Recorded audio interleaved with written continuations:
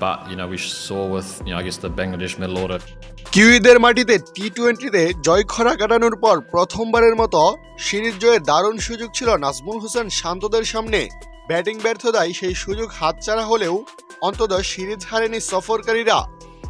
আজ রোববার বৃষ্টিবিঘ্নিত ম্যাচে বাংলাদেশকে 17 রানে হারিয়েছে নিউজিল্যান্ড দল।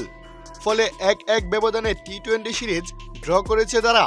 সিরিজ শেষে দারুণ স্বীকৃতি পেলেন পেসার শরীফুল ইসলাম। 3 ম্যাচে 6 উইকেট নিয়ে সিরিজ সেরা হয়েছেন তিনি। প্রায় 3 বছরের আন্তর্জাতিক ক্যারিয়ারে এবারই প্রথম ম্যান অব দ্য সিরিজ হলেন টাইগার এ পেসার। গত বুধবার 27শে ডিসেম্বর সিরিজের প্রথম টি-20তে 5 উইকেটের জয়ে ইতিহাস গড়ে বাংলাদেশ দল। সেই ম্যাচে বাংলাদেশের হয়ে 26 রানে 3 উইকেট শিকার করেন শরীফুল ইসলাম। এরপর বৃষ্টিতে ভেসে যাওয়া পরের ম্যাচে ফিন এলেনের উইকেট শিকার করেন শরীফুল। আজ সিরিজের শেষ ম্যাচে অল্প পুঁজি নিয়েও 2 উইকেট তুলে নিয়ে জয়ের আশা জাগান শরীফুল। 3 সংস্করণ মিলিয়ে চলতি বছর 32 ইনিংসে 52 উইকেট নিয়েছেন তিনি। এদিকে শরীফুলকে প্রশংসায় ভাসিয়েছেন নিউজিল্যান্ডের টি-20 অধিনায়ক সেন্টনার। তিনি বলেন, এই সিরিজে শরীফুল ইসলাম দুর্দান্ত বোলিং করেছে।